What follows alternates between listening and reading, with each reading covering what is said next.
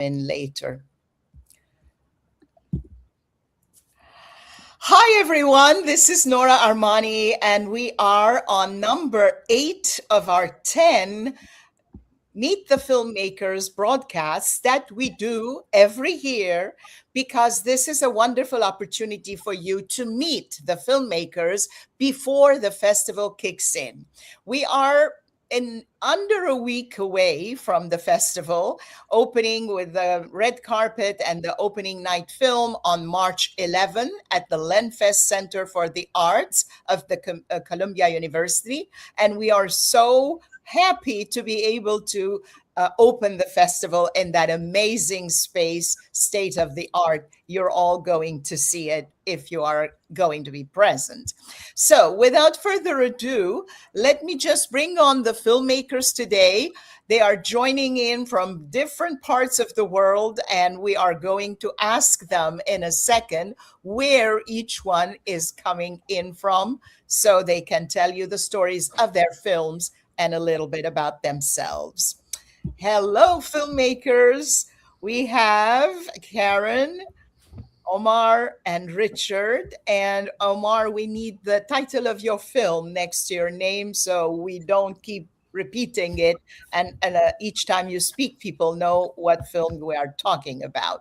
So let's start with Karen. We'll take a quick round and everybody should tell us who they are, what the name is. Of course, it's written, but tell us something about you and your film. Let's not go deep into the description of the film at this point because we will come back to it and do it at the more leisurely way. At this point, we just want to go one quick round and introduce everyone. So we've lost somebody here, so I hope they come back. Yes, Karen.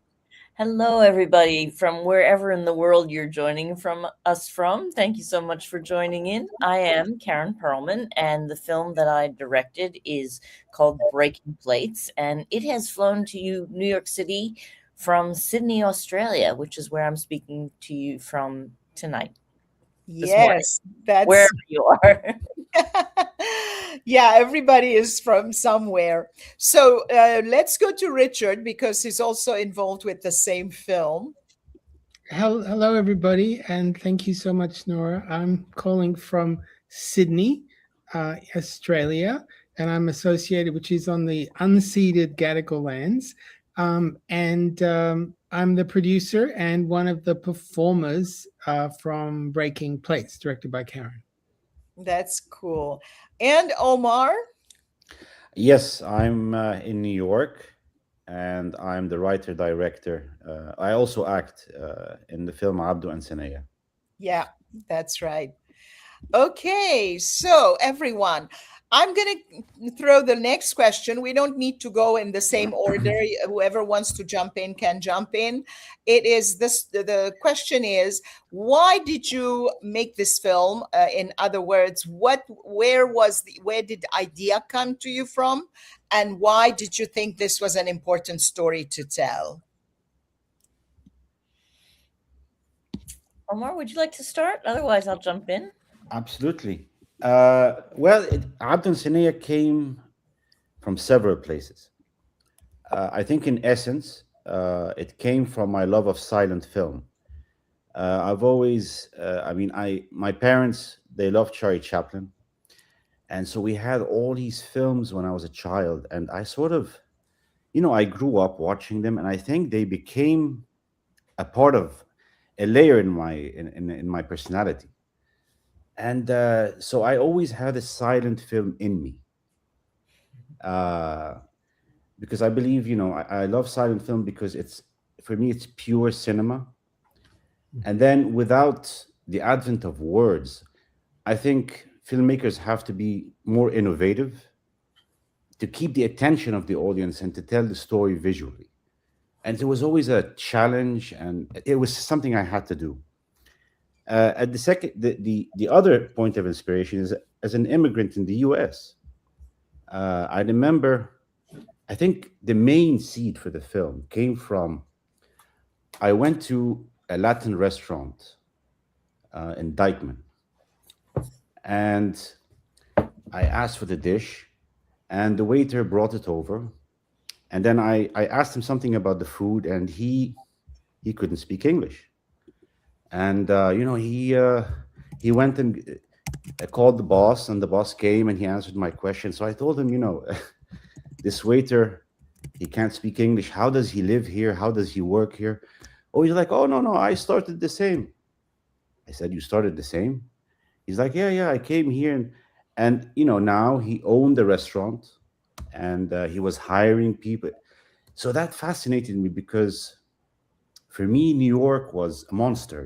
It's when I first arrived, it was very intimidating. And I was complaining, and this is too much, and I don't know what. And then I said, what about him? This guy can't even speak English. He's obviously not very well educated. What kind of obstacles is he facing?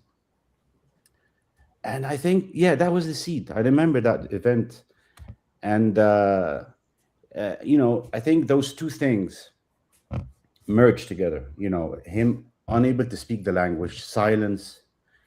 And then this drew my attention. When I started to notice there's a whole invisible layer of immigrants, silent immigrants in American society. You see them in the kitchens, in the storerooms, warehouses. Some of them collect bottles from garbages, and they live and they survive and they struggle against huge obstacles. Yet, they're not very represented. So, it was these three things. There is so interesting what you are saying, because maybe it's a good opportunity at this point to let the audience, whoever is watching now or later, to know that Abdo and Saneya is a silent film. The characters don't speak, there is no dialogue. At the beginning, you say, oh my God, I'm going to be bored out of my head, but it's not at all the case. You get sucked into it, you get engaged with them and their struggle, and you just go through the end. And it has beautiful music to accompany it. We have to say that as well, so that it's not like you're sitting there completely silent, and beautifully acted. So we'll let the people, the audience, discover. Before we go to Karen and Richard, we have Peter, who just has joined us. And we got let him in, and he can quickly tell us about his film, very short, not the long way, because we took a turn, all of us, and said one word about my film is this and it's about this. And then in the second round, we're going to come back to you so you can go and more elaborate about it. Okay, I'll be very brief. First of all, good morning, everyone, or good afternoon your time because it's 9 a.m. here in Los Angeles. Uh, I'm glad to be with you, and I'm looking forward to meeting you on the festival. So my film is about immigrants who come um, illegally through the U.S.-Mexico border, and it's not about the political part. It's about the humanity side of how tough this journey is. So the journey starts. Many people would think that the journey would only start from the U.S.-Mexico border, but it's the total opposite. It starts from very far away, like Colombia, Nicaragua, and they take a very, very tough journey. You guys will watch it in the film. And we're just trying to warn people from not to take this journey and try to come to the US in a legal way. Yeah. Hopefully, this is brief enough. We'll There's come a back lot to of you, details, but we'll talk Peter. about it later. Yeah, we'll Yep. come back to you, because the question that you probably missed was, what is the trigger? Why did you think this film was important to make, and how did the idea come to you? So let's go to Karen and Richard, and they're going to tell us about breaking plates. First of all, what plates and why breaking, and what does it mean? So enlighten us. Well, thank you. I will do my best. So, Breaking Plates is a raucous documentary about the not so silent women of the silent film era. So, thank you, Omar. It's very interesting to hear we're both working on this silent film era. Breaking Plates does have speaking in it, because what I'm doing with Breaking Plates is I'm taking inspiration specifically from the 99 films collected on this DVD set called Cinema's First Nasty Women. So these 99 films are all films directed, performed, created by women who are quite revolutionary. They are wild, they're incorrigible, they create chaos and mayhem, they stand up for themselves. And people often don't think about women in silent film as doing that. We sort of, either they're not there, they're not the leads, or they are in melodramas, or they're damsels being tied to railroad tracks or whatever. So a lot of my work is about women filmmakers in the early 20th century. And what I'm doing with it is very often taking the techniques or the qualities that the women filmmakers innovated with and bringing them into the present to tell their stories. So in Breaking Plates, we actually include a whole lot of clips from this archival film collection, and we kind of throw them at the performers and saying, hey, what could you learn from this? Give this a try, sort of thing. And one thing we learn is that the women in the silent film era were incredibly skilled. They were experts. They could do things that we really cannot do in the present with all of our fancy technology. They did with the analog. They crashed through the floor and popped out the chimney and did things that we would really struggle to do now, except with visual effects. So Breaking Plates in the end tells the story of the slapstick comedians and cross-dressed cowgirls of the early 20th century, and asks the question, what could we learn from you? What did you know? And why are we so much more polite? Yeah, it's interesting. That's a very interesting way of presenting it. And it's interesting. I can see the links between the people who are on the show today. We have two films that are dealing, one is actually a silent movie, the other one is dealing with the silent movie era. And then we have a commonality between Peter's film and Omar's film, in that Peter deals with the immigrants coming across the border illegally, and the core characters are an Egyptian couple. And also, Can I say something? Omar's film is the Egyptian couple. Yeah. Yes, I wanted to. Now I really feel I'm in the right festival. But I wanted to say something about the festival. It is very rare that when I see the selection of films, I like every single film selected. This is a very, I just had to say that because I usually, I look and a lot of it is like, okay, I've seen this before. This is okay. It's an important social issue, but the filmmaking is not that great. This time, when I looked through the films, I liked every single film. So you're obviously very selective, and you have really great taste. Thank you. You jumped to the next question before we get a chance to all tell the story. So, Richard, did you want to add something to what Karen already said? Yeah, look, I just following on Omar. I think congratulations on the festival, and we're really thrilled to be here. I wish we were there in New York with you. It's frustrating. A couple of things I would say. I mean, Karen was pretty eloquent, but I think this whole question, which is sort of the political there are sort of political questions, but dealt with in humorous and playful and sort of sly ways. And the one was, just to reiterate, really, how come women were so much more free and had so much more agency at the beginning of cinema than today, in an era when women are supposed to have more freedom?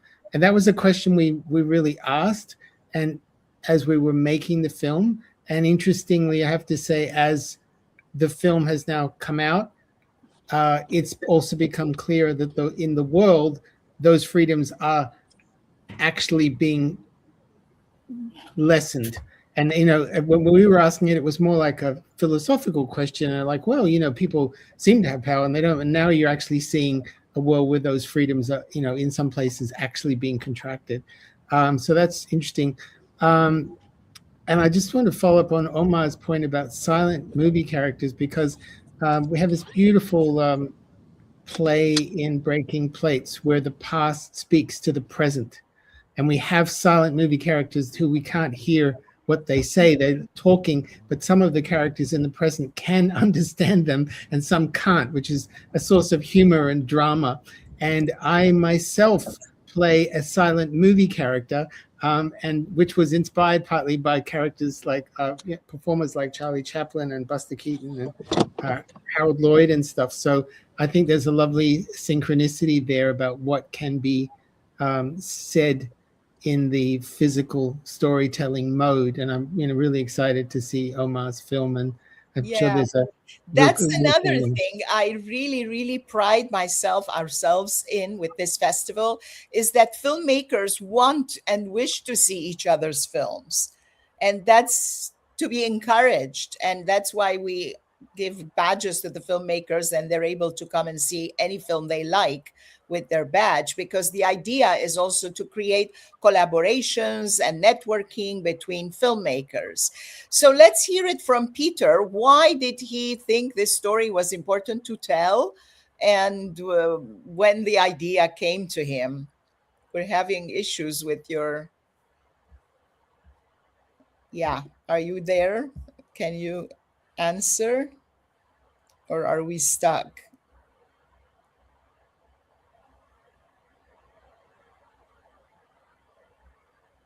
You're mute, I think. I can't hear you. Oh, we lost him. He's having issues with the internet. This is terrible. Anyway. All right. So I think the next question, when Peter comes back, we'll have him sidetracked and so on. That's why it's important to come in 10 minutes before the show starts so that we can check all these things anyway. All right, we're not doing brain surgery, so that should be fine. Okay, so thank you so much, Omar, for your kind words about the festival. Because the next question we ask usually at this point is, what brought you to this film festival, and what are you expecting from screening here? So Omar already answered, so maybe Karen and Richard can tell us. And if you have something to add later, Omar, please feel free. Yeah. Well, I have to say that, first of all, I am incredibly fortunate to have such a brilliant and intuitive and supportive and skilled and expert producer as Richard, because I never have to go through the heartbreak of entering my film into a film festival.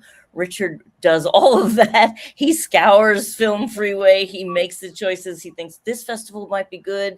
This festival might get our film. He enters the festivals, and I never know when it's been entered. And so I never know when it's been rejected. I only know when it's been accepted. Lucky me. So we were thrilled to be accepted for the Socially Relevant Film Festival, which is in my hometown of New York City, just down the street from where we used to live. And we really love the idea that we will be in a dialogue with people, not just about the film form or the film style, but the ideas that motivate the film. But I'll let Richard speak to more why he chose this one. Thanks, Karen. That's very kind of you. Yeah, look, I think I was definitely drawn to the idea of a socially relevant film festival. And then looking at what you'd done before, it looked really fascinating, and people had endorsed it.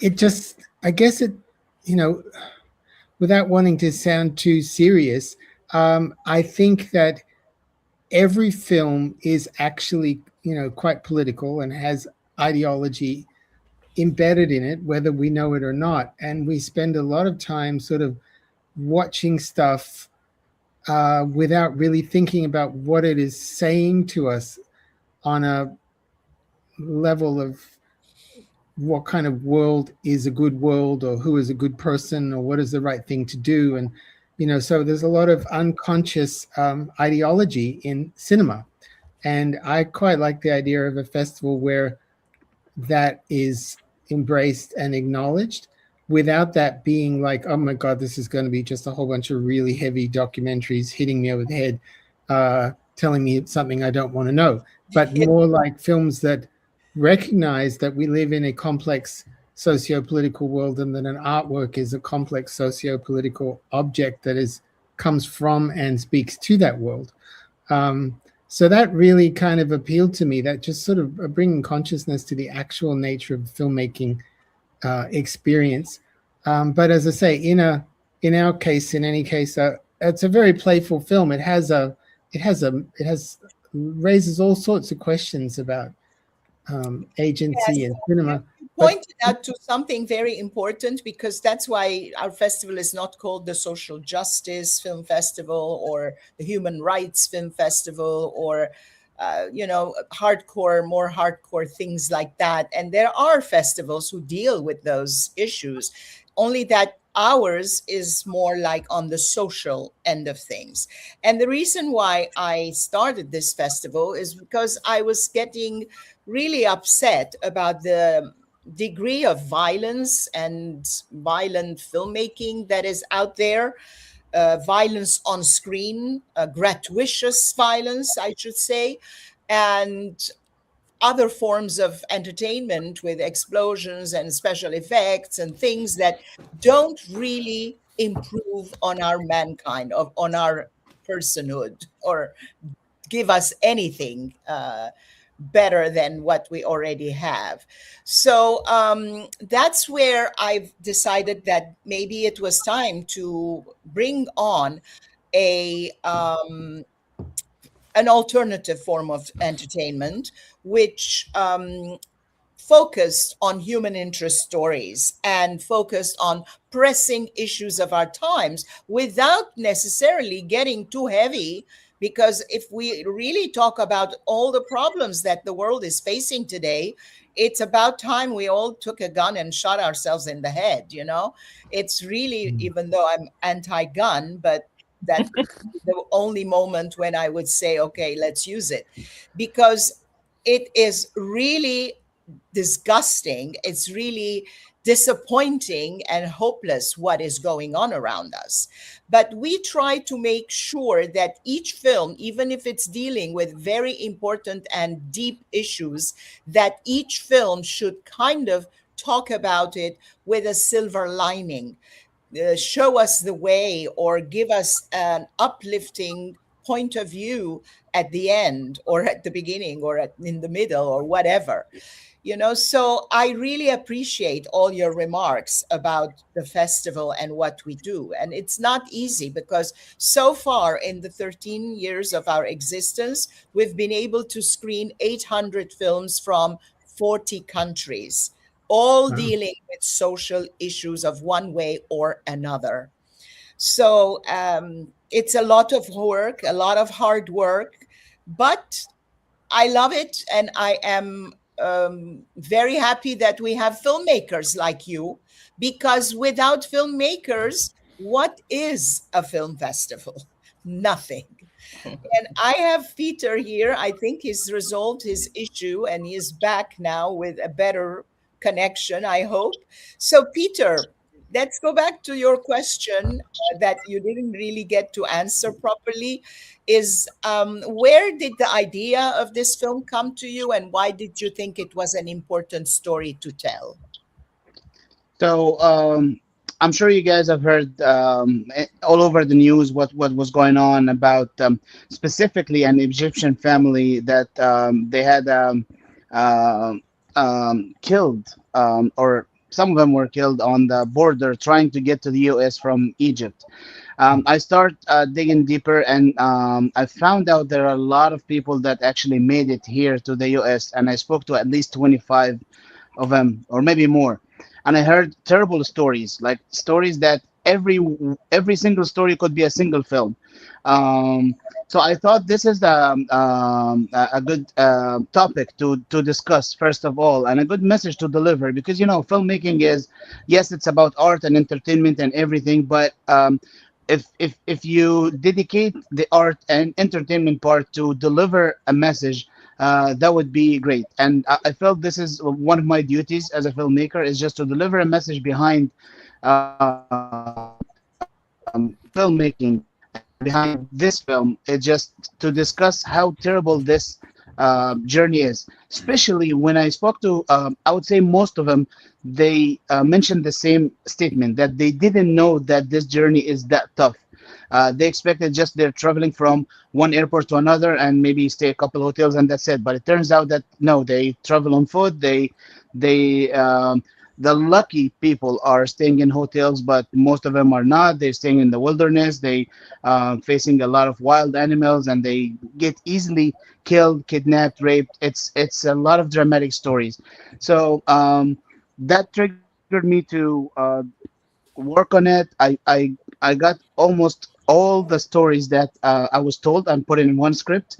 There are some that were very very tough that you really cannot put in the film, but I got most of it, and started working on the film and starting to deliver the message behind it, that okay, America is land of opportunities. We are enjoying being here, but please, when you decide to come here, do not risk your life.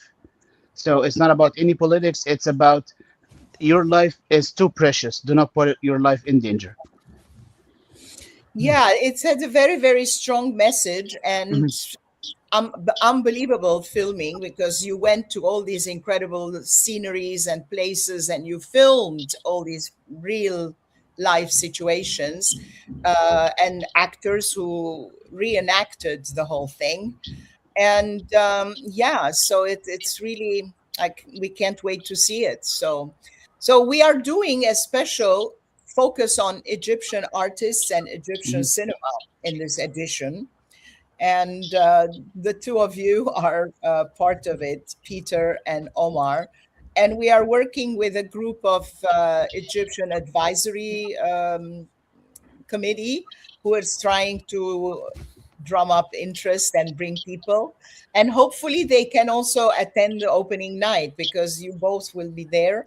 Unfortunately, we won't have Karen and Richard flying in this time. When we get rich and famous as a festival, we will be able to pay airfares for all the filmmakers to attend. At the moment, we are at the mercy of each filmmaker paying their own way, unfortunately. So yeah, so basically, as I was saying, maybe this is a good moment for me to pass the festival information a little bit. So we are going to open the festival on March 11. We have the wonderful, beautiful auditorium of the Lenfest Center for the Arts of Columbia University this year, and that is thanks to a in-kind exchange grant that we also have from West Harlem Development Corporation, one of our sponsors. And the opening night is with red carpet, of course, and at the red carpet, after the red carpet, we have the opening ceremony where we introduce all the filmmakers to the audience, and that's a nice photo opportunity. I take special pride in that moment when all the filmmakers come together, and it's the beginning of the festival. Everyone is happy. We don't know winners or not winners yet, but I keep mentioning there are no winners. If you film, if you are able to complete a film and it is good enough to be in the selection of a festival, that already is being a winner, because it's so hard in this day and age to make a film with lack of funding, with the lack of resources, and all sorts of obstacles put on our ways as filmmakers. It is not easy. And we are very much aware of all that. So that's the opening night. And then we also have a preview night before that of a selection of shorts which deal with mental health. our films, the short films, are always grouped together into thematic units. Like we have BIPOC over the opening night, Black Indigenous People of Color, three films, one of which deals with the Black experience, the Mexican immigrant experience, and the third one is Native Americans, which are the most important because all of us are immigrants in reality at the end of the day. So that's the opening. And then on March 10, which is the day before, at the preview night, we have the mental health series. Then we go to Cinema Village after the opening on the 11th. And we have disability, family and home, race, religion, and exile. These are the themes of the short film groups.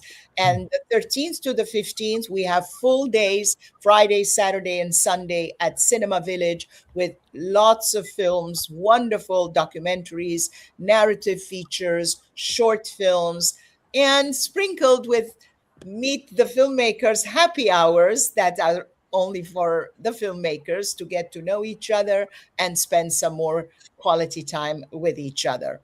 The opening night film is a Spanish, Finnish Spanish co-production by Finnish director Rax Rinikangas, who we had the pleasure of talking to a couple of days ago on our live show.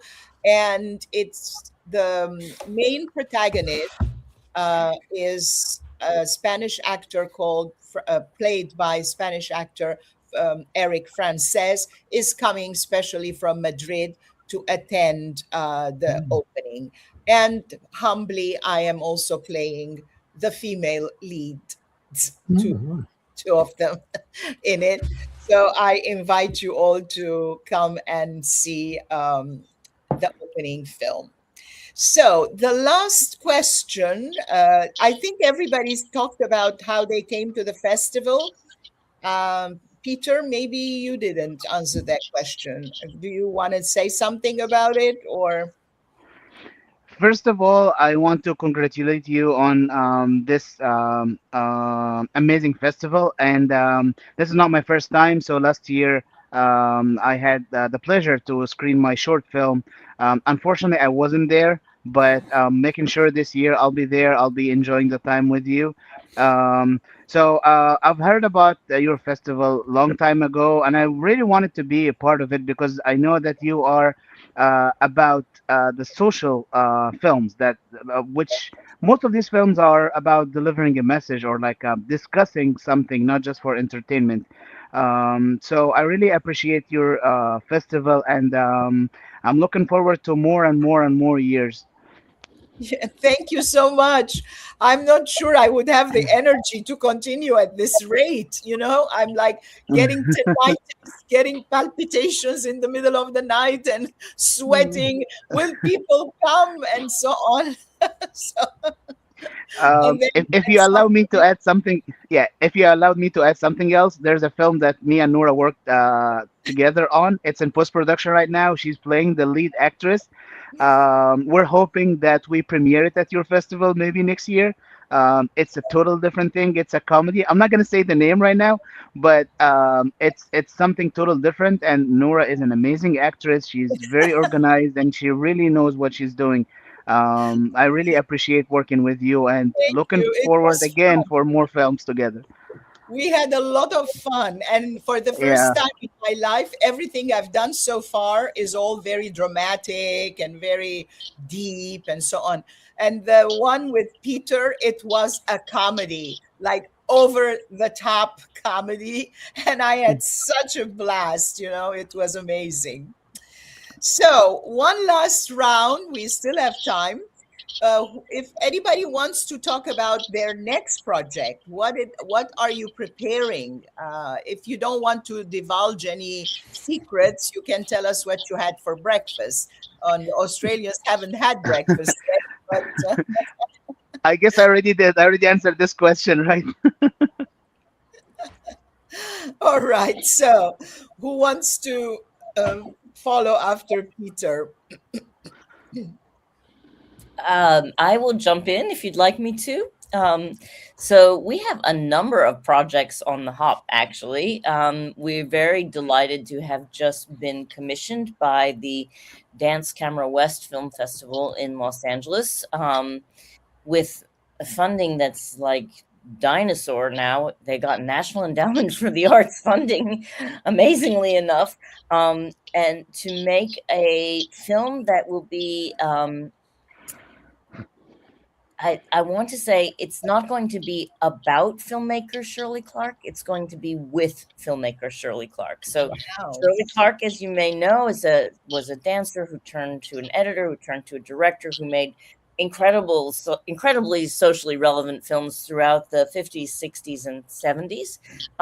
And she died, of course, in 1997, but I've just written a book about her. And through the process of writing a book, I've come to get very excited about her um, unfinished films. So there's a whole bunch of unfinished films in the archive. And what we're hoping to do is to bring together clips from the unfinished films, again, with the contemporary creative people, artists, dancers, actors, and so forth, and think about what she might have been able to do if she'd had the funding and the backing that she needed to finish these films. Wow, that's very fascinating. Yeah, also sounds like a film very much up our alley. So, and Omar, what are you preparing next? I just finished a new script, so I'm still going to start the fight. you know, that's a whole other ordeal. But it mainly, I mean, part of what a lot of what I try to do, and this is also in the theater, uh, is I try to widen the narrow keyhole the West looks at the Middle East from. Uh, this is something that's has always frustrated me because also my wife Inji Gamel, who's the lead actress in Abdo and Saneya, is an actress, and she gets auditions, and it's kind of the same script over and over and over, and it is such a narrow perspective of the Middle East, and it always sits on superficial culture clash. That's not to talk about a few years ago when it was, post 9/11 stereotypes. That was horrible. Now, the new alternative is, very simplistic, still very simplistic portrayals and limited character arcs. So I really try to create Middle Eastern characters that are complex, and it's not about the superficial culture clash. There's the Middle East has a huge history of rich theater and film that Western audiences can hardly guess at, and so I try and bring some of that complexity into the work I do. So the new film is about. I'm not gonna give away the plot, but it's about Please. the theater world. The theater world. It's about Islamophobia. It's about white supremacy, and it's about conspiracy theories and the violence that all that leads to. But yet, it's a comedy. Yeah. Mm. It's so important because I completely understand what you're saying about the characters or the roles that Middle Eastern actors. I'm in even a worse situation than that because I don't look Middle Eastern particularly. I do, but I could pass for, but I'm not your typical immediately recognizable Middle Eastern type. And yet because I speak Arabic and I was born in Egypt and I have all that background, I do get these roles, these auditions, which I never book. Obviously, because I wouldn't cast me. I would cast that other girl with the curly hair and the high cheekbones and the dark skin and so on. Mm. But even if I cast her, even if I were cast, it wouldn't be a role I would feel proud to play because it would be a one liner in Arabic. And I'm like, excuse me, you want me to do a self tape to say, thank you very much, see you tomorrow? I mean, there are so many reels of my work on my website. There is like this credits on my IMDb. Go take a look. And if you like it and you think that I correspond to the character, bring me on. But don't put me in a situation of having to spend half a day or a few hours of my time to do a self tape to say a one line. It's really very, very demeaning. I think that the self tape is for actors worldwide. I know that Richard so frustrated with it. For some reason, they cast him a lot as fishermen. I don't really see it myself. That's the thing that he gets the auditions for. But I think that the roles for women altogether are very tricky. We one of the kind of catchphrases that we really want to say about Breaking Plates is that if you want to tell a different story, which we do, we want to tell a different story about women and their creativity and their agency in the world, then you have to tell stories differently. Absolutely. You have to have women tell the stories because we know the story, and Omar like has to tell the story from the point of view of putting the focus on the characters so that they become real characters that people can identify with instead of cardboard caricatures of what people's minds think or they think this is how a Middle Eastern should be or is, or. No, I mean it's also even projects that are done by Middle Easterners in the U.S. Unfortunately, I've noticed cater to their agenda because they know that's how they perceive us, and I'll get the grant that way, and I'll be able to get it works because that's something they can recognize. Again, a lot of the roles my wife gets is things like the hardworking Muslim mother struggles with her teen daughter because she has a boyfriend she's unable to tell her about. And it's like, guys, this is it's recycled. Yes. There was From the basketball player who was not fasting in Ramadan, and the Middle East, human beings are not that simplistic. There's a lot more going on inside, and we have a heritage of great dramas, with great human struggles about greed, internal conflict,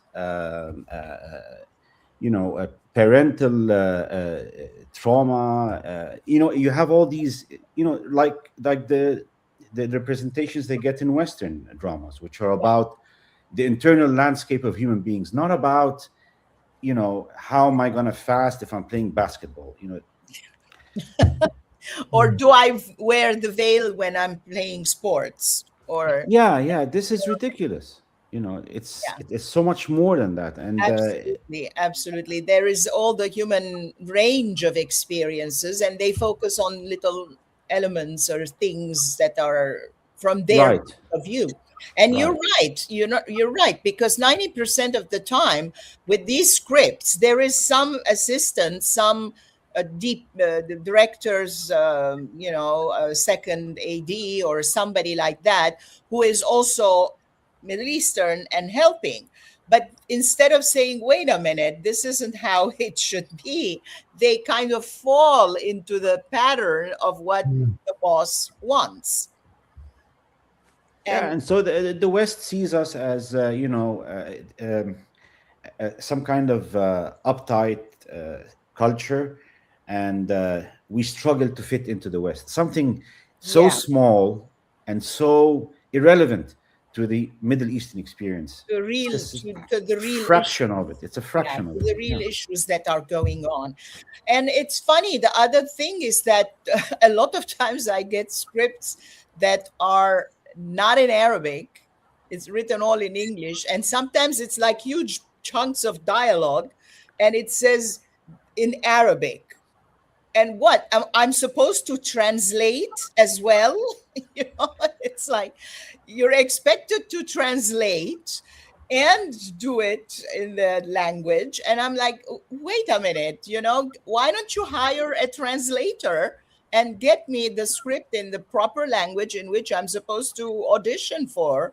Now, SAG has finally wised up and it's forbidden now. If you want a script in a certain language, you have to provide it in that language. But after what? I've had pages and pages, or it's Google translated and it's all wrong and the wrong dialect, and you don't even dare say anything, because if you say something, they get all touchy and feely and, oh my God, no, no, no, you're not supposed to open, close your mouth and just stand there, don't run into the furniture and look Middle Eastern. So By the way, Richard and Karen, Abdo and Saneya is very much a female empowerment story, also. yes. So it's right down your alley. I think you will enjoy, and I Oh, look very much wonderful. forward to watching your wonderful film. I hope you will. I'm so sorry we can't be there to see yours, but one day. Yes. Totally.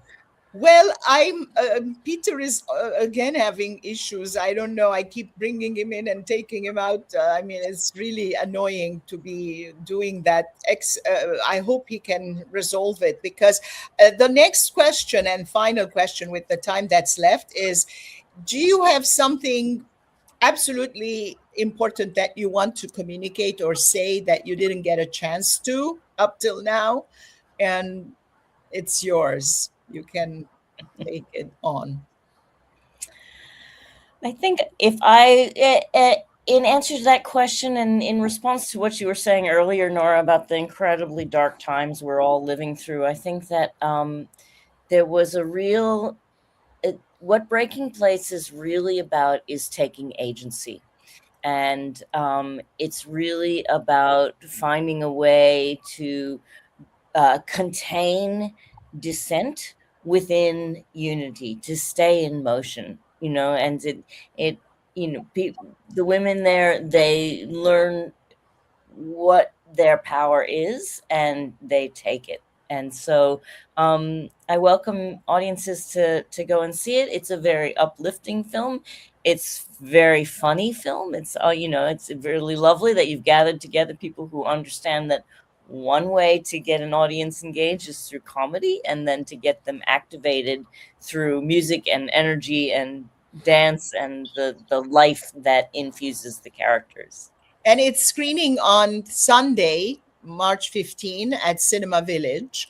All the information on all the films, so maybe I'll pass the banner one more time here, is on the website. When you go on the website, ratedsrfilms.org, first of all, on the front page, you'll see all the posters of all the films that we are screening, which are on our online platform right now.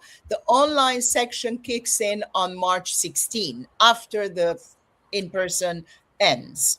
So we want people first to come to the cinema and then go to their couches, not stay on their couches the whole time. So after the 16th, you can catch some of the films, most of the films online, or come to the cinema, opening night at Lemfest Center on March 11, and Cinema Village downtown, March 13, 14, and 15. And to get the entire schedule, information about the films, tickets, everything else that you need at ratedsrfilms.org. So, anyone else? Last minute words? Something? Yes. Absolutely.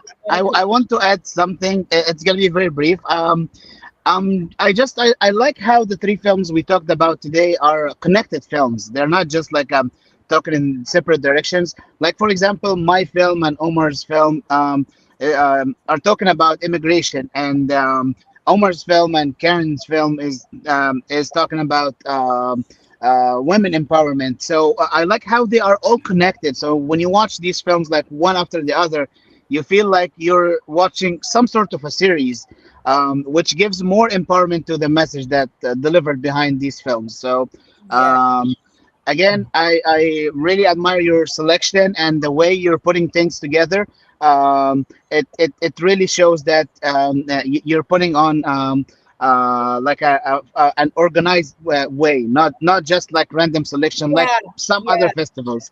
I've been So yeah, I lived in Cairo all my life, and before going to college in London and all that, that is, and my not all my life, my the first part of my life, and I've seen the chaos. I know what bazaar means, and I know what chaos means living yeah, in Cairo. And I felt we don't want our film festival to be like that.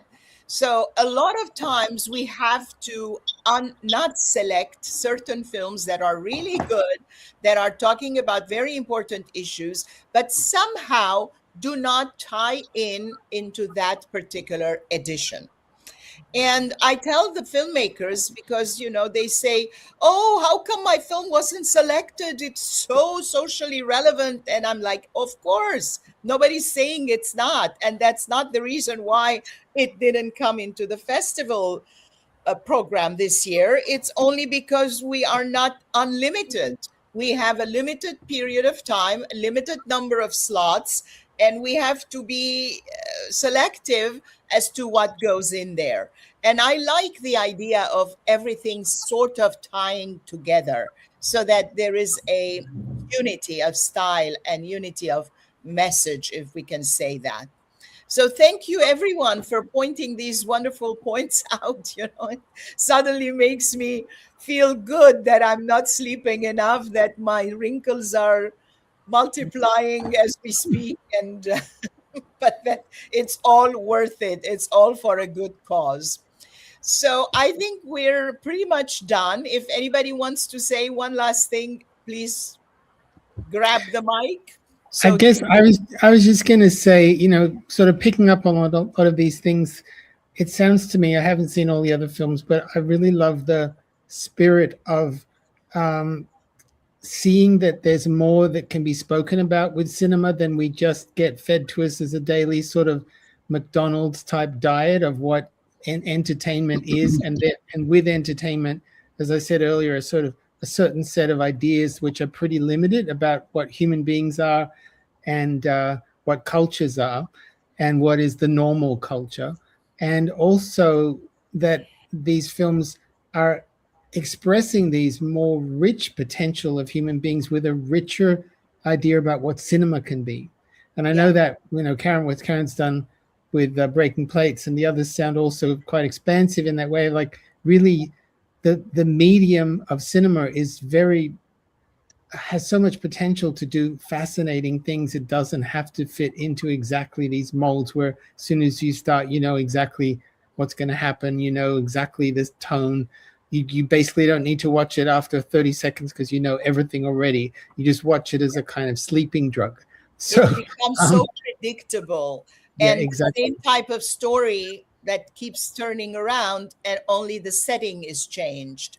Now it's Exactly. happening Exactly. here, now it's happening there, but it's the same relationship, same people, same story. And I'm like, okay, there are so many really interesting and well deserving stories out there that need to be told. And with one third or one tenth or one whatever of the cost that it takes to make a Hollywood movie today. Let's face it, any given Hollywood movie is such a waste of, mostly. There are some good movies, of course. I'm not dropping everything by I mean, banging everything out of the thing. But the ones that are so wasteful could create three, four socially relevant, important human interest stories out of them with good actors and good directing. So, unfortunately, that's not how the situation is. But we need to fight for that. We need to continue the struggle and make it so that social issue oriented films become the norm, not the exception. Thank you, everyone, so much for being here and for making this another wonderful Meet the Filmmakers edition. It will be posted on our YouTube channel as well as on our Facebook. It's broadcast live on the Facebook page as we speak. And also on our website. The website is taking a little longer because we have to manually, the webmaster has to put them actually there. For now, we have 3 of them posted, but the others are coming. So I'll end the stream